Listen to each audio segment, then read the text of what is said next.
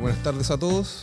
Antes que comience, quisiera dar las gracias por la invitación y por haberme abierto este espacio para poder compartir con ustedes algunas ideas en relación con la sustentabilidad. Y lo quiero plantear desde tres ejes, ¿ya? Un primer eje está relacionado, digamos, con algunos conceptos fundamentales para luego vincularlos con lo que ha sido la visión que ha tenido la Iglesia en el último tiempo, y eso vinculado con dos grandes problemáticas que nos presenta actualmente el derecho al trabajo, fundamentalmente con las corrientes migratorias y finalmente la robótica, que es algo que también genera bastante preocupación. El tema de la sustentabilidad, desde luego, conlleva un valor ético, ¿ya? Porque es un verdadero cambio de paradigma que nos invita a reconocer algunas cosas, como por ejemplo que los recursos en el mundo no son para siempre, sino que son finitos, se acaban, y eso además está trayéndonos problemas con nuestra convivencia con la naturaleza.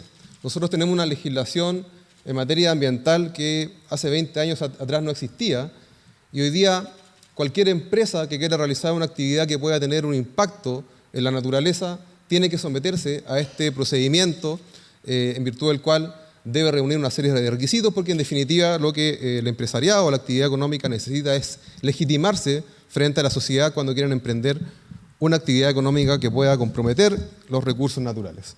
La sustentabilidad es un concepto que surge de la disciplina de la ecología y que implica reconocer que los sistemas ecológicos y biológicos son complejos y que es necesario conservar todos sus recursos para que las generaciones futuras puedan disponer de ellos y además realizar actividades económicas con un equilibrio a fin de preservarlos. El concepto de sustentabilidad surge de manera reciente en términos históricos. El año 87, ante la ONU, se presenta el informe Brundtland, que fue realizado por la primera ministra noruega del mismo apellido y que tuvo como propósito analizar, criticar y replantear las políticas de desarrollo económico que estaba desarrollándose en el mundo y que claramente estaban poniendo en peligro nuestra sustentabilidad o duración de los recursos naturales. Y desde esa perspectiva entendemos por sustentabilidad esta capacidad de satisfacer necesidades de la generación humana actual, sin que esto suponga poner en peligro a las mismas posibilidades que deben tener las personas en el futuro.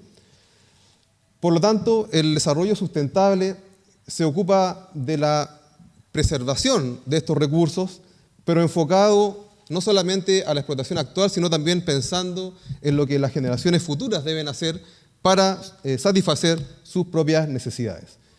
Esto, evidentemente, conlleva también otros problemas de índole sociológico o social actual, que implica tomar en cuenta factores como los sociales, los políticos y económicos, lo que nos lleva también al concepto de desarrollo sostenible, que le incorpora además estas variables complejas en el desarrollo de las actividades humanas versus el recurso medioambiental, que en el planeta son de carácter limitado, como dijimos.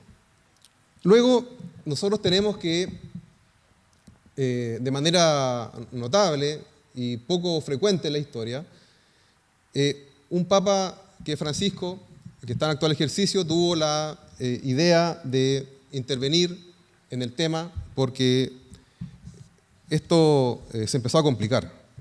Se empezó a complicar y empezó a llamar la atención de varias sociedades científicas que empezaron a preocuparse del tema del daño que se estaba generando actualmente, de las consecuencias que esto iba a tener hacia el futuro. En consecuencia, de manera notable, la Iglesia decide intervenir en este tema, cosa que no es frecuente, y recibió muchas críticas a raíz de eso, como lo vamos a ver. Y entonces el Papa Francisco, en mayo del 2015, publica la encíclica Laudato Si, que significa alabado sea en español, y que tiene como objetivo exponer una serie de argumentos, no solamente desde el punto de vista de la teología, sino que lo novedoso es que además recoge argumentos científicos, ¿ya?, para poder desarrollar estrategias que combatan de manera urgente e imperiosa este peligro que se estaba viendo para el medio ambiente. Incluso se atreve a describir como un daño continuo de la naturaleza lo que es indiciario de una crisis social y cultural y también política, porque se empieza a dar prioridad al desarrollo económico por sobre los recursos naturales que, aunque hay discusión de la comunidad científica, son escasos y están en serio peligro. Por tanto, esta encíclica lo que postula es que las autoridades mundiales deben tener una sensibilidad con el tema y la sociedad, por su parte, y el individuo, que lamentablemente en una sociedad como la nuestra está fragmentado, está dividido, y por lo tanto está desconectado, porque en el fondo lo que el neoliberalismo hace es desconectar a las personas de la naturaleza. ¿Por qué? Porque nos fragmenta y nos hace ver los problemas de manera individual. Entonces esto requiere un mayor esfuerzo de carácter cultural y social, y la Iglesia llama a sus fieles, y al mundo entero también, a los no creyentes me refiero, a hacer un esfuerzo para que se eleve el nivel ético del desarrollo económico mundial. En esta encíclica, Francisco expone 5 puntos clave que podemos resumirlos los siguientes. Primero, reconoce que el calentamiento global es algo real. Aunque parezca increíble, porque muchos hemos sido testigos de que el clima no es el mismo que había antes, no solamente no lo percibimos nosotros, sino que uno viendo datos estadísticos ve cómo ciudades como Venecia, por ejemplo, todos los años se inundan, la plaza de San Marcos se inunda todos los años, Holanda ha tenido que invertir en gran cantidad de tecnología para poder combatir esta alza de las mareas, y por nuestra parte en Chile los deshielos que están ocurriendo en la zona de la Patagonia han llevado a la Iglesia a recoger aquella parte de la comunidad científica que están de acuerdo o contestes en que científicamente este es un fenómeno de carácter innegable y que si no se toman medidas para frenar esto, entonces van a estar en riesgo los recursos naturales como son el agua potable, lo que consecuencialmente va a perjudicar a las actividades como la agricultura y otras actividades extractivas. En segundo lugar, luego de reconocer este problema del calentamiento global como algo real, Francisco subraya que esto es consecuencia de la actividad humana, ¿ya? Y lo dice así porque buena parte de la comunidad científica estiman que el daño al planeta o los cambios que está sufriendo el planeta los causa el propio planeta y que es una situación que se da en forma cíclica y que el aporte de la actividad humana a ese daño sería marginal. Sin embargo, también hay otra parte de la comunidad científica que sostiene que el daño climático, si bien es cierto, en parte es natural, también encuentra como una de sus principales fuentes la actividad de los seres humanos, ¿ya? Y esto se ha acentuado más aún en el caso de nuestra sociedad actual, donde tenemos un consumismo, como lo llama Francisco, de carácter inmoral, que ha llevado a la sociedad a un comportamiento económico irresponsable y, por tanto, ha realizado actividades como, por ejemplo, una sobreexplotación de los combustibles fósiles, sobre todo el carbón, el petróleo y sus derivados, para darse cuenta de que es necesario reemplazarlos en forma progresiva. En tercer lugar, Francisco, ya, digamos, si me permiten el término, metiendo el dedo en la llaga y metiéndose en muchos problemas, porque fue muy criticado, como lo vamos a ver después, culpa a los países más ricos, es decir, a los más desarrollados, de este daño que se causa al medio ambiente. Y es que los países en vías de desarrollo son objeto de explotación por parte de los países desarrollados, como el nuestro, por ejemplo, un país en vías de desarrollo que clásicamente ha sido productor de materias primas sin agregar un valor a lo que se produce. Y el Papa critica la estructura perversa del sistema económico mundial, ¿ya? Porque desde hace 2 o 3 décadas atrás se empieza a hablar, por ejemplo, de lo que es el sistema económico mundial, ¿ya?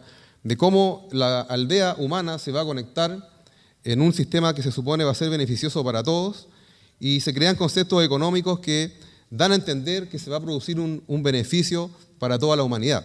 Sin embargo, vemos que este fenómeno que ocurre a nivel mundial en realidad no fue más que una vía para que las grandes compañías aumentaran más su poder, para que las grandes compañías aumentaran más su capacidad de realizar negocios, incluso prescindiendo de las nacionalidades. Y nacen 20 o 30 años atrás los grandes tratados internacionales en materia de economía y de relaciones comerciales o mercantiles, a través de los cuales las grandes empresas logran hacer negocios sin muchas trabas de parte de los estados. Y también se utiliza como argumento en contra de esta tesis el crecimiento económico, ¿verdad? Que no es extraño para nosotros, incluso es el eslogan de campaña, de que si se atenta en contra de la libertad de comercio, de la libertad de la actividad económica sin restricciones, se podría poner en peligro el crecimiento económico, lo que evidentemente trae problemas complejos para el desarrollo de la humanidad. Esto es lo que se llama en esta filosofía el concepto mágico del mercado.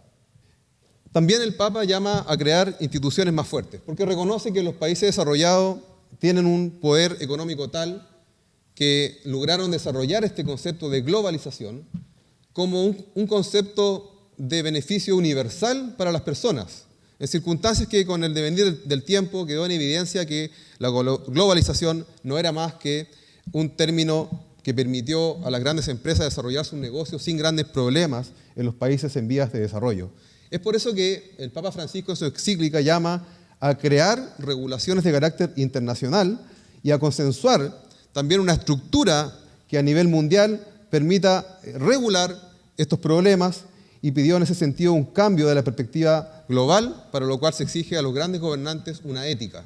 Ética que se ha observado en países como Estados Unidos, por ejemplo, Donald Trump, que ya denunció que va a no respetar una serie de tratados que se han preocupado sobre la materia y se va a volver a explotar recursos que eran dañinos, como por ejemplo las grandes minas de carbón en ciertas zonas de Estados Unidos.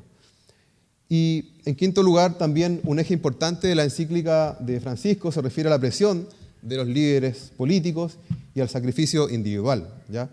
Él está consciente de que las grandes compañías transnacionales tienen un poder casi sin restricciones para llegar a los países y imponer sus propias reglas. Ha ocurrido en Perú a partir del presidente Ollanta Humala, donde el presidente de Estados Unidos, Obama, lo cita al Palacio y le fija la política que debe seguir Perú para ser un país desarrollado, y hoy día vemos cómo Perú ha acaparado grandemente la inversión en minería. Muchos grandes proyectos mineros se están desarrollando en este minuto en Perú, en desmedro, lamentablemente, de lo que ocurría en Chile, como uno de los principales productores de cobre del mundo. Estados Unidos reaccionó. Es el principal país contaminante del mundo y que curiosamente promueve tratados internacionales, pero no los suscribe ni los ratifica. Jeff Bush, hermano de George Bush, en plena campaña dice que espero que el cura de mi parroquia no me castigue por decir esto, pero no tomo mis políticas económicas de mis obispos, cardinales o de mi papa.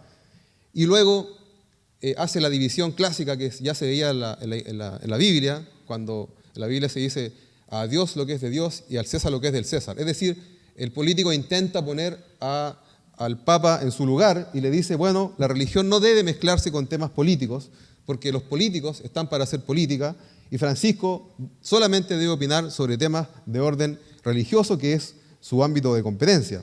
Incluso se le llegó a tildar de ser demasiado liberal y de ser un comunista al estilo latinoamericano, con un claro desprecio de muchas políticas que se promueven en Latinoamérica.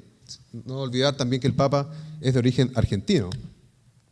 La respuesta de Francisco fue muy simple y es, en definitiva, lo que resume esta encíclica de alrededor de 90 páginas, que es decir, hay que dejar la ciencia a los científicos. Los problemas científicos son de competencia de quienes desarrollan la actividad científica. Pero lo que a él le importa es que como se debe introducir el valor ético para poder discutir estos temas, entonces llama a los políticos a adecuar sus decisiones a lo que digan los científicos. Ahora, ¿por qué es difícil esta situación, de Francisco? Porque él lideró una organización que históricamente tuvo problemas con los científicos. Esta relación entre la Iglesia y los científicos viene de antiguo. Estamos hablando del siglo XVI aproximadamente, con el conflicto que hubo con Galileo. Debido a una interpretación literal de la Biblia, durante mucho tiempo se creyó que la Tierra era el centro del universo y que la Tierra no se movía, sino que era el universo el que se movía alrededor de la Tierra. Y esto era un designio divino. Por eso se hablaba de un teocentrismo, es decir, que todo estaba girando en torno a Dios, incluido el conocimiento. Galileo, sin embargo, pensaba que esto obedecía a una interpretación errada de la Biblia, que interpretaba en forma exegética, es decir, solamente atendiendo a su letra, y que la Biblia solamente hacía una interpretación para armonizar la vida cotidiana de las personas, pero que cuando se metía en temas de la naturaleza, no siempre era exacta en sus planteamientos. Desde ya piensen ustedes en los pasajes bíblicos donde un personaje bíblico es capaz de abrir el mar, por ejemplo, un océano, o dominar la naturaleza. Nosotros sabemos, por nuestro raciocinio, por siglos de evolución, que eso no es posible, y sin perjuicio que alguien lo crea, yo creo que eso no puede ocurrir. Seguramente eso fue una interpretación literal que llevó a los pensadores de la época a asumir posturas como que la Tierra era el centro del universo, que hoy día sabemos que no es así, aunque en Estados Unidos hay alguien que está discutiendo, por ejemplo, si la Tierra es redonda o plana y está dispuesto a invertir con tal de defender su postulado. Está bien. Por tanto, Galileo lo que decía era que cuando se interpretara la Biblia, había que más bien aplicar conceptos científicos que religiosos. Y para la Iglesia, obviamente, no era fácil aceptar esta cosmovisión que le proponía Galileo, porque chocaba con lo que postulaba Aristóteles. De acuerdo a la cosmovisión de Aristóteles, la Tierra era el centro del universo y los cielos la rodeaban en perfecto estado, su cita textual.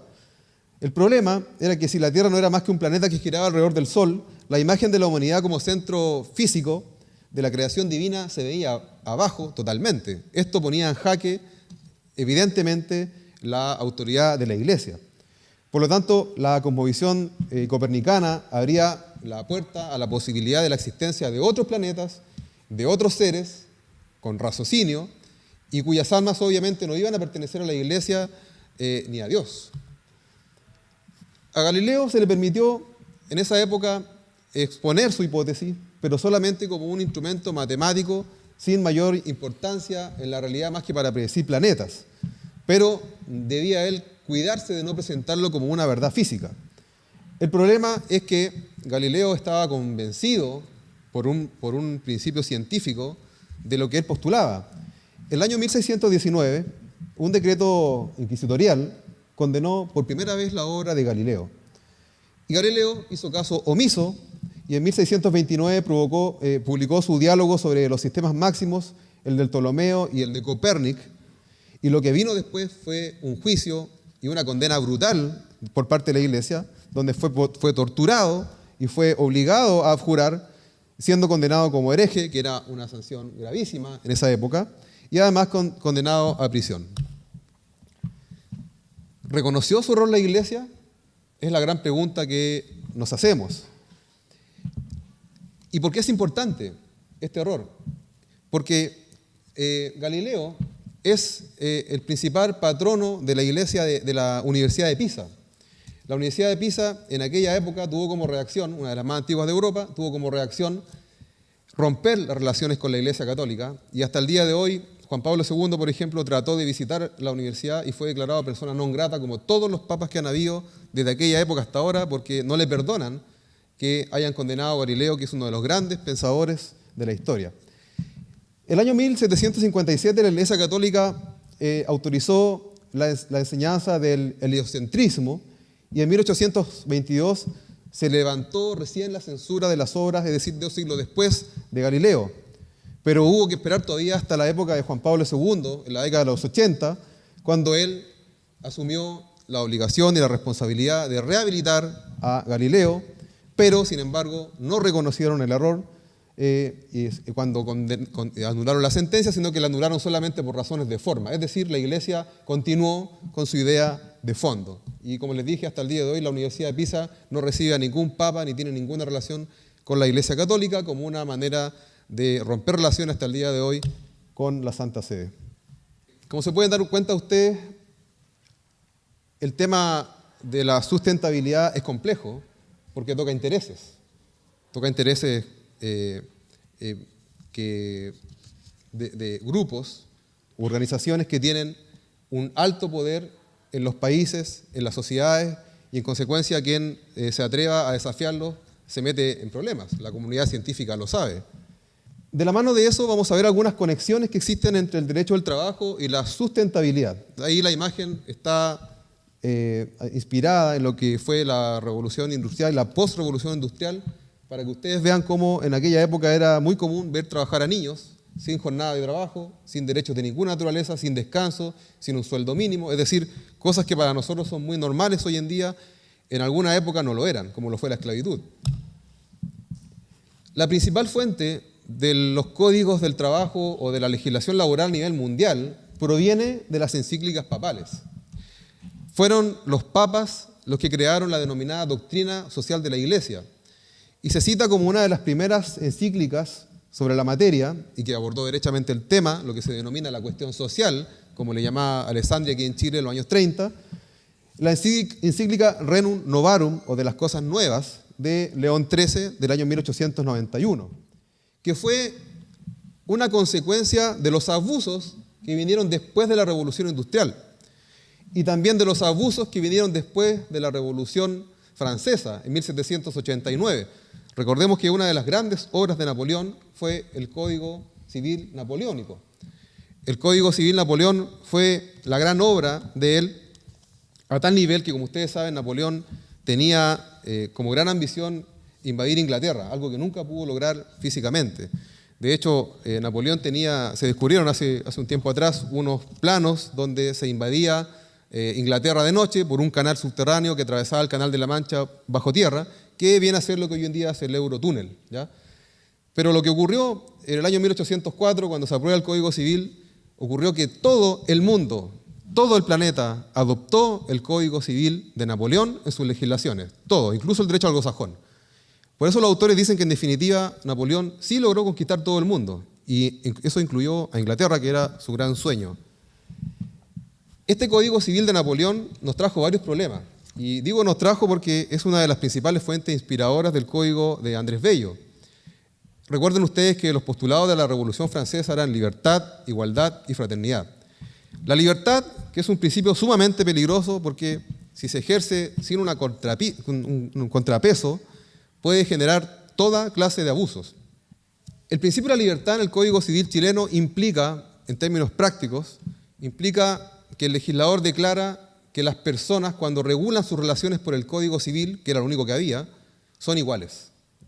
Entonces, si yo voy a un banco, celebro un contrato con ese banco, la legislación parte de la base que yo soy igual que el banco. Si yo soy un trabajador y celebro un contrato con mi empleador, el Código Civil, con el principio de igualdad, parte de la base de que él y yo somos iguales. Como ustedes comprenderán, en los primeros tiempos donde la única legislación aplicable era el Código Civil, ese cuerpo normativo se prestó para toda clase de abusos.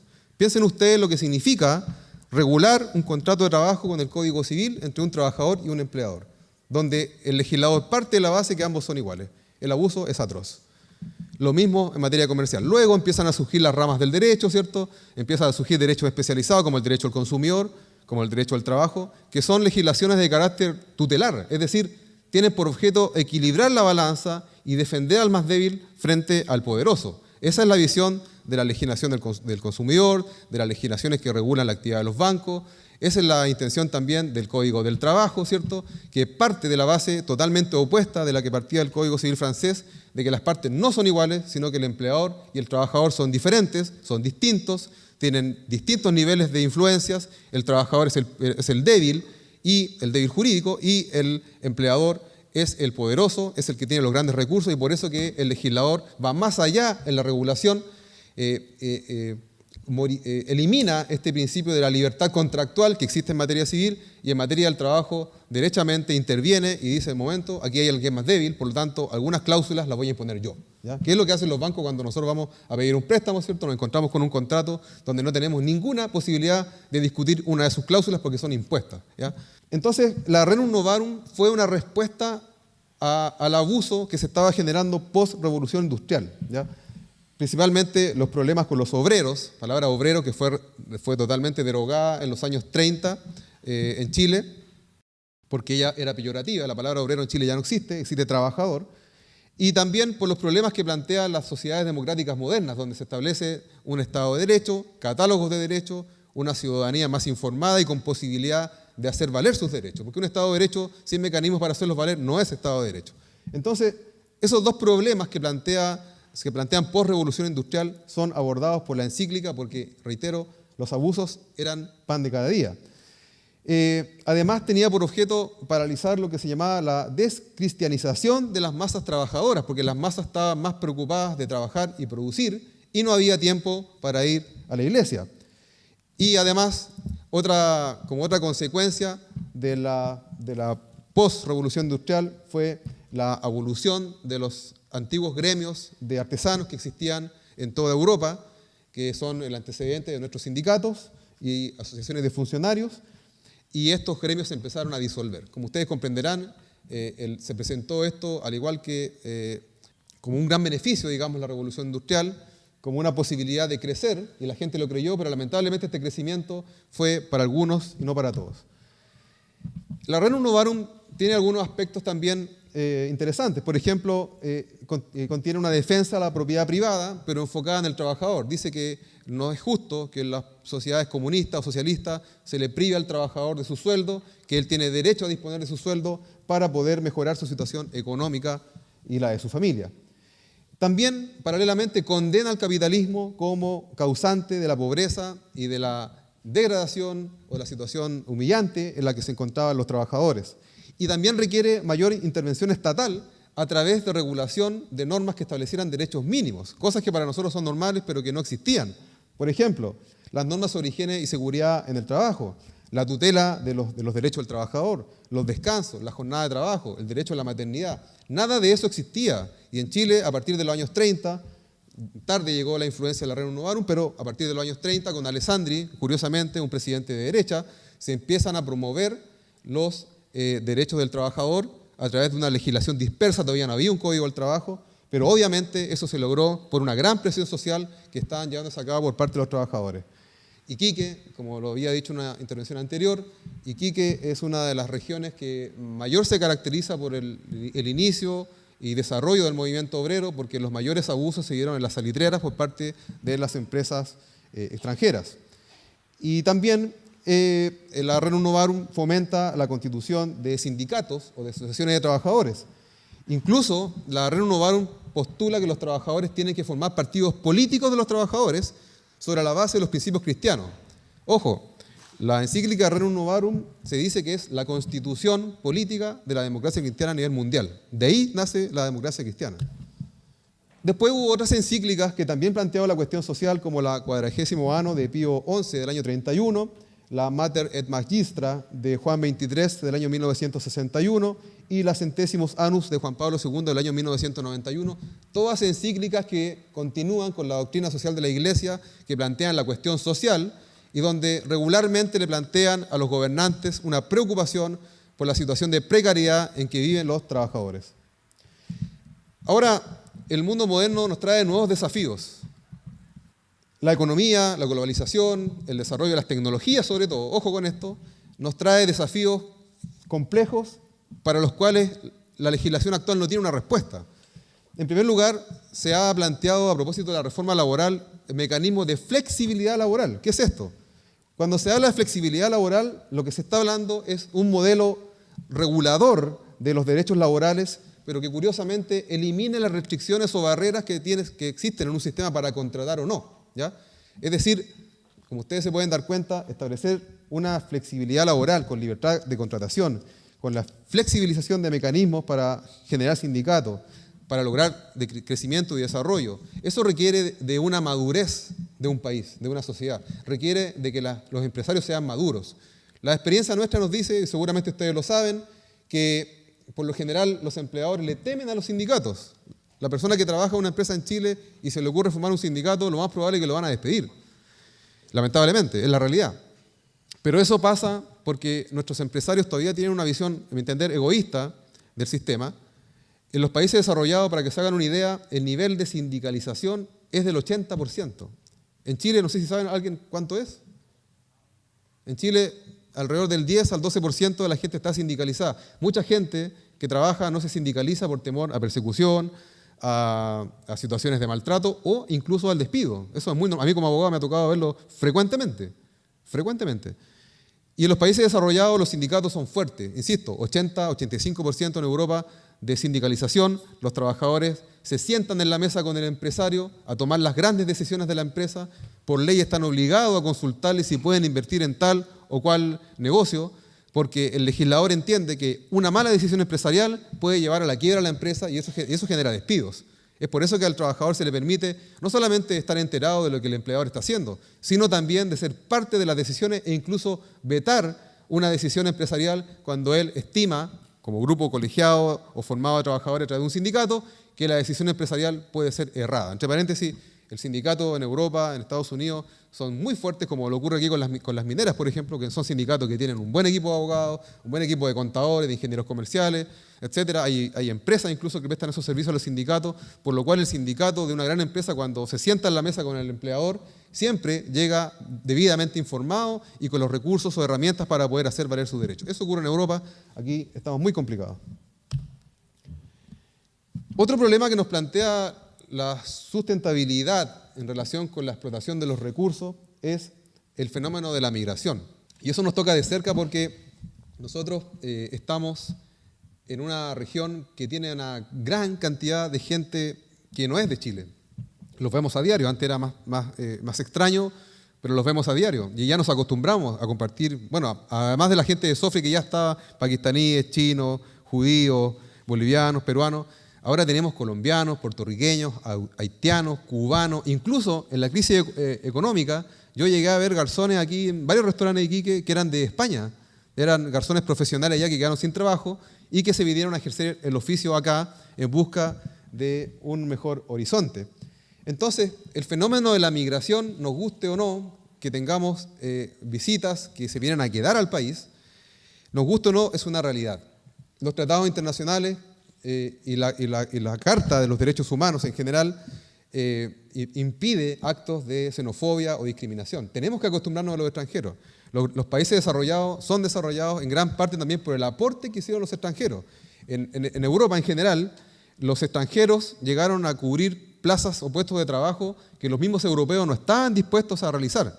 Y nosotros vemos hoy día, por ejemplo, cómo los trabajadores extranjeros en Chile son utilizados para realizar muchos trabajos que los chilenos ya no están en condiciones de realizar por diversas razones, sociales, culturales, mejor nivel de educación, por una expectativa de mayores ingresos. Ellos no tienen ningún problema en trabajar por bajos ingresos, lo que no es bueno, pero hay que regularlo.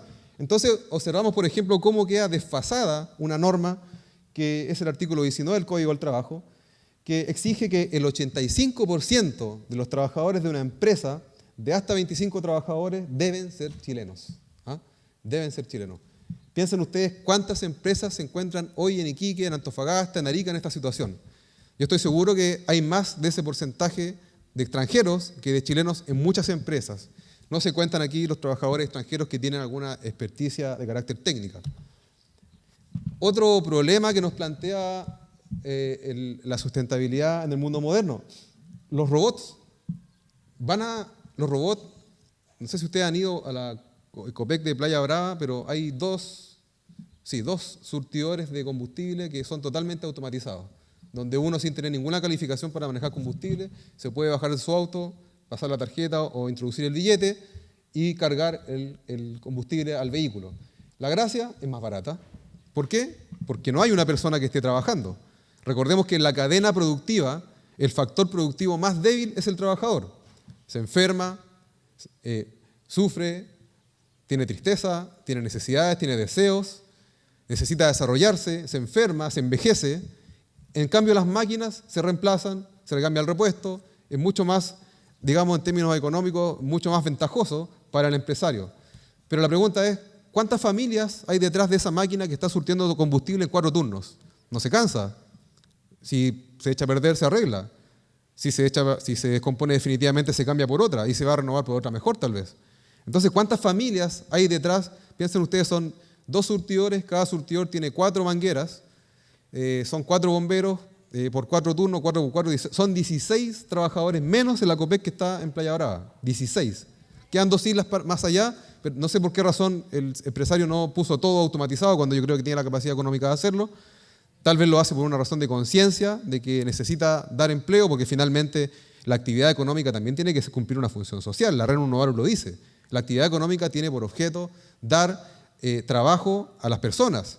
¿Qué pasará un día si, por ejemplo, las 40 o 60 familias más ricas del mundo deciden de que ya no van a necesitar más trabajadores porque existe la tecnología suficiente para desarrollar su actividad económica con un robot. ¿Qué va a pasar? Van a despedir a todos. ¿Y qué va a pasar después? Se van a morir todos. Mejor, no sé, pueden dejar el planeta para 5 millones de personas. No van a necesitar más trabajo.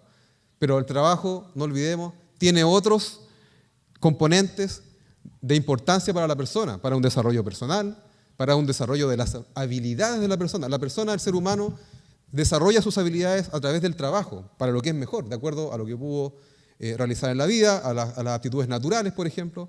Pero sin esto pierde todo sentido el trabajo. Estoy planteando un problema que se puede desatar a 100, 200 años, no sé, o tal vez menos. Entonces la pregunta es, ¿van a lograr los robots reemplazarnos totalmente?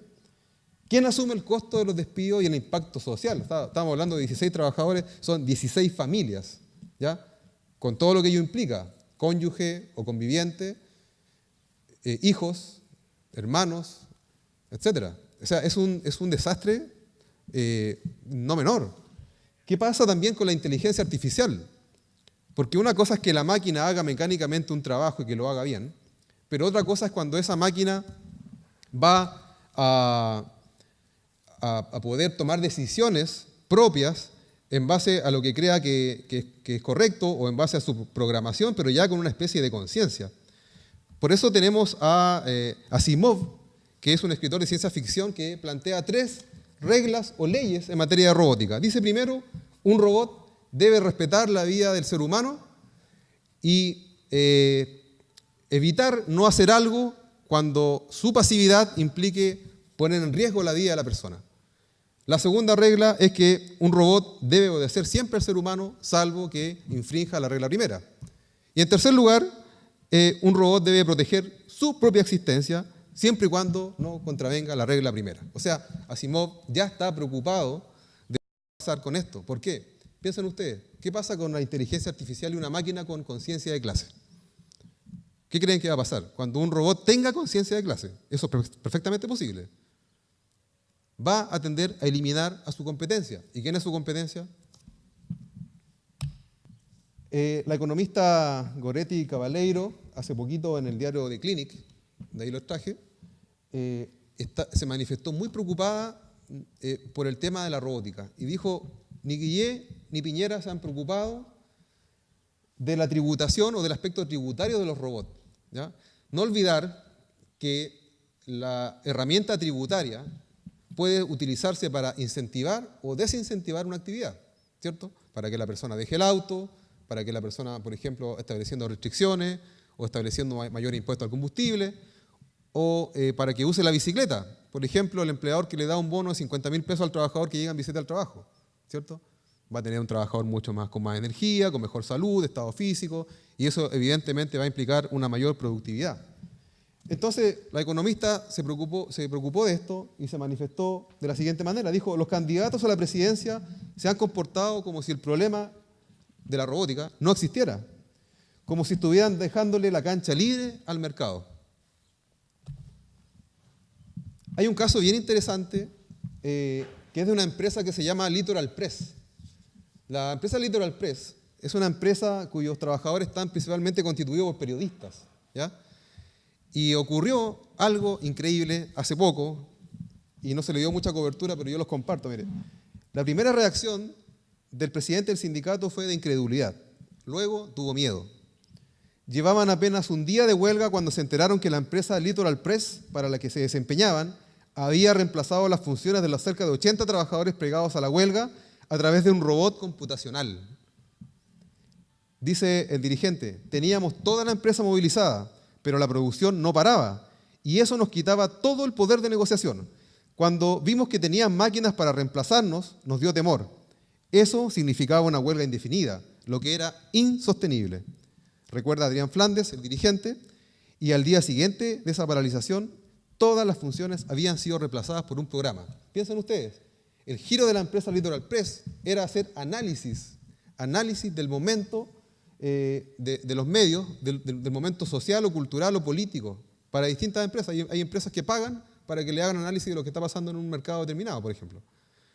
Y Litoral Press consiguió un software capaz de mezclar las variables y llegar a conclusiones, que era lo que hacían los periodistas de esta empresa, ¿cierto?, llegar a conclusiones como un producto para los clientes. Y eso que todavía no hay inteligencia artificial aplicada. Era simplemente una máquina. ¿Qué hizo la Inspección del Trabajo en Chile? Interesante, porque esto es nuevo, esto no está en el Código del Trabajo. No hay ninguna norma del Código del Trabajo que diga que reemplazar trabajadores con robots es ilegal. El abogado de la empresa lo primero que va a hacer va a decir, yo no he hecho uso del reemplazo porque no he contratado a nadie. Nadie contrata a un robot.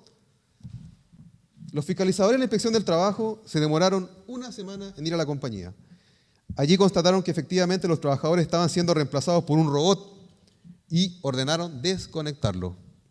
La resolución era obviamente inédita y aunque la ley laboral no especificaba o distinguía entre personas y máquinas a la hora del reemplazo, sí era clara en establecer que lo que importaba en una huelga era que no se reemplazaran las funciones, que era lo que estaba sucediendo. O sea, la Inspección del Trabajo haciendo una interpretación teleológica de la norma, es decir, yendo al fin de la norma. Se preguntó la Inspección del Trabajo, bueno, ¿cuál es el fin de la norma? El fin de la norma es impedir el reemplazo por personas o que la función no sea reemplazada. Aquí claramente la Inspección del Trabajo hizo una interpretación pro trabajador o pro operario y dijo que lo que se estaban aquí reemplazando eran las funciones y eso era lo que la ley quiso regular cuando dijo que el derecho a reemplazo era ilegal. ¿Y qué pasó después? Una semana después el sindicato llegó a un acuerdo, no solo monetario, sino que también sobre la automatización, porque evidentemente los abogados del sindicato le dijeron, bueno, podemos llegar al acuerdo económico del conflicto del momento, que es la huelga, pero nos preocupa a futuro lo que ustedes puedan hacer con las máquinas y con los robots. Aunque el programa no era perfecto, el programa me refiero que reemplazaba a los trabajadores, el ejercicio de esta actividad por parte de la empresa, una práctica a todas luces desleal en contra del trabajador y que hoy día está sancionada, demostró que era posible que una máquina hiciera el trabajo de 80 personas. Saquen la cuenta a las familias que hay detrás de 80 personas. Pese a eso, la empresa se comprometió a que cualquier cambio tecnológico sería dialogado con los funcionarios. O sea, como ocurre en Europa, ¿cierto? Cuando la empresa va a introducir un cambio, lo primero que tiene que hacer es validarlo, ¿ya?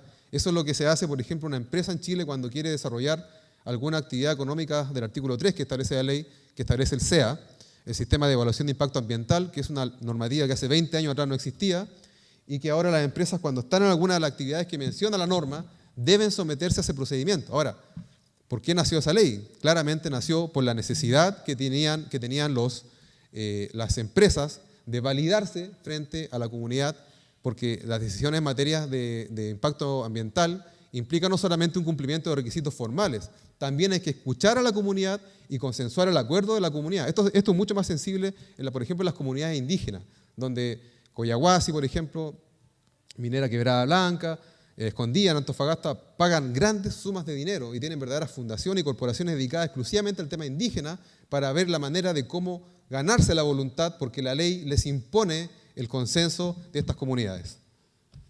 A comienzos del año 2017, la consultora, a propósito de la inquietud de la economista, la consultora McKinsey Global Institute dio a conocer un informe verdaderamente apocalíptico que analizó el efecto de la automatización en 54 países, en el cual se incluyó a Chile.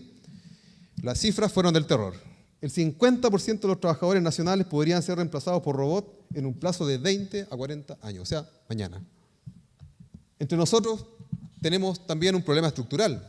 Tenemos la constitución política, una constitución política de corte totalmente neoliberal, que va en contra de lo que planteaba John Locke, por ejemplo, en su tratado del neoliberalismo, donde decía que el problema no era la mano de plátano, sino que era que no iba a ser capaz uno de comerse todos los plátanos. Y además con la parábola o esta historia que contaba del jarro de agua, que se los voy a contar después, donde cómo él logra evidenciar que cuando un grupo económico de poder quiere algo, lo toman y lo legitiman a través de una ley, o lo legalizan, mejor dicho, a través de una ley, porque lo legal no es sinónimo de legítimo, ¿ya?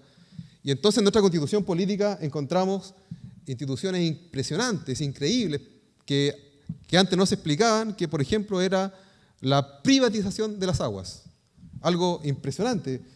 Esta es la constitución política en sus conceptos, ¿cierto? Porque como decían los marxistas, la infraestructura determina la estructura y la superestructura, es decir, las normas de la Constitución, el rayado de cancha, como le llaman los constitucionalistas, determina todo, la manera cómo nos vamos a relacionar, cómo nos vamos a mover, cómo vamos a vestirnos, qué vamos a comer, en qué nos vamos a movilizar. Todo, el sistema económico determina todo. Y en la Constitución política se definen los pilares fundamentales. ¿Qué concepto el país toma la decisión? ¿Qué concepto se va a tener en materia de salud, de vivienda, de educación, etcétera? Y nosotros tenemos una Constitución política claramente individualista, donde lo que privilegia es el esfuerzo individual por sobre el colectivo. No quiere que la persona se junte con otra a resolver un problema, quiere que la persona lo resuelva de forma individual. Por favor, no estoy haciendo un juicio de valor, estoy describiendo un modelo constitucional. Esto obviamente desnaturaliza al ser humano, lo desfragmenta, lo divide y lo aleja de la naturaleza. Por lo tanto, la Constitución nos impone un sistema que va en contra de la sustentabilidad. Y por eso la sustentabilidad es tema. Es tema porque se ha metido como un verdadero escollo a la aplicación de las normas constitucionales que nosotros tenemos hoy día. En definitiva, lo que la sustentabilidad busca es convocar al ser humano con el otro, conectarlo y volverlo como una raíz o con sus raíces de la naturaleza. En el Tratado del Liberalismo que les comentaba de John Locke, él lo relata de la siguiente forma. Dice, aunque el agua que emana de las fuentes de todos, sin embargo, nadie pondrá en duda que la que está en la jarra es de aquel que se molestó en llenarla. Su trabajo la ha arrebatado de las manos de la naturaleza, en donde era propiedad común y pertenecía por igual a todos sus hijos, y que por este acto se ha apropiado por sí mismo. Por ejemplo, en Europa, hace muy poco estuve en Europa, y no pueden creer que en Chile las aguas sean privadas. Por ejemplo, en el municipio de Venecia, el agua es un bien público. Uno no paga por el agua. Uno tiene su casa, tiene la llave y la abre cuantas veces quiere y se toma todo el agua que quiere y se baña cuantas veces quiera, porque eso lo paga la municipalidad, no lo paga uno. Evidentemente se paga a través de los tributos, ¿ya? Pero el agua es un bien público. Y este invento, lo que pasa es que nosotros estamos tan metidos en este invento que no nos damos cuenta, este invento es de acá, como lo son la AFP, como es la ISAPRE, y un montón de cosas que ya asumimos como normales, pero no es normal que una persona trabaje toda una vida, por ejemplo, y saque 110.000 o 150.000 pesos de pensión, habiendo ganado en su vida económicamente activa, no sé, 700, 800.000 pesos. No tiene sentido. Y lo mismo con el agua. Nosotros ya somos una generación que nos acostumbramos a pagar por el agua, pero el agua es un bien público. Y por eso no es extraño que varios candidatos presidenciales en sus programas han incluido como un tema importante la nacionalización de las aguas, lo que implica recuperar para nosotros, ¿verdad?, los ciudadanos, el vital elemento, y que hoy día está incluso con las actividades de la minería complicando nuestra salud. Hoy día en la mañana estuve en una videoconferencia con el Ministerio de Salud y me informé de un dato del terror también. No es por alarmarlos, pero es lo que se me entregó. En la macrozona norte, es decir, desde Arica, pasando por Iquique hasta Antofagasta, es mayor la tasa de muerte por cáncer que en todo Chile. Piensen ustedes. En la macrozona norte muere un 8% más de gente por cáncer que en todo Chile. Imagínense. Imagínense también y consideren la variable de lo que es la densidad de población en la zona extrema. Aquí en el norte de Chile hay muy poca gente en comparación a la que vive en la quinta región, en la región metropolitana. Por tanto, más encima decir que hay un 8% más de mortalidad por cáncer, eso no está indicando algo. No está indicando algo. Es sabido que en Antofagasta, por ejemplo, el contenido de arsénico en el agua es preocupante. La gente aquí, mucha gente no toma agua en bidón solamente porque no le gusta el sabor. Claramente sabemos que son aguas duras, las máquinas se echan a perder, es cosa de ver el sarro en las teteras, es cosa de ver las máquinas lavadoras, las bombas cómo se traban, cosas que nos pasan en la cotidianidad, pero piensen ustedes la persona que toma agua de la llave. Entre paréntesis, yo no tengo problema tomar agua de la llave, pero soy consciente de que cada vez que tomo agua de la llave estoy también consumiendo algunos metales que me van a poder hacer mal en algún momento. Y en Antofagasta eso es muy preocupante. Bueno, en honor al tiempo, esa es la exposición que yo preparé para ustedes. La idea era un poco darle una visión más centrada en la visión de la Iglesia, en la visión también histórica de la relación de la Iglesia con la ciencia y cómo el derecho al trabajo está llamado a hacerse cargo de estos problemas. Y más que certezas, yo hoy día les traje preguntas o inquietudes para que ustedes se las lleven, para que ustedes las comenten, porque estos son nuestros problemas que nos afectan hoy día y le van a afectar a nuestros hijos, y en el fondo eso es de lo que se trata, la sostenibilidad y la sustentabilidad, ¿cierto? Asegurar el recurso para las generaciones futuras a fin de que ellas puedan satisfacer sus necesidades así como nosotros pudimos hacerlo en algún momento, y cuestión que ha estado muy compleja en la actualidad. Basta con la gente que es de Iquique, por ejemplo, yo no soy de Iquique, pero sé que en el Cabancha y en Playa Brava se podían sacar machas, se podían sacar un montón de mariscos y pescado, y no existe hoy día. En Arica, por ejemplo, en la playa de Las Machas, había una playa que se llama Las Machas, había una cantidad de machas increíble y se acabó, ¿entiendes? Entonces, era hasta romántico ir a la playa con una sartén o algo y algo para hacer fuego y hacer una macha a la parmesana o comérsela ahí mismo con limón. Eso ya no es posible, porque las machas se acabaron, no existen. Y hoy día tenemos veda, algo que antes era increíble, no se conocía eso. Pero ahora hay veda, no podemos comer todo el loco que quisiéramos, ni todo el pulpo que quisiéramos, porque eso fue sobreexplotado. Y entonces hoy día se plantea esta inquietud, ¿verdad?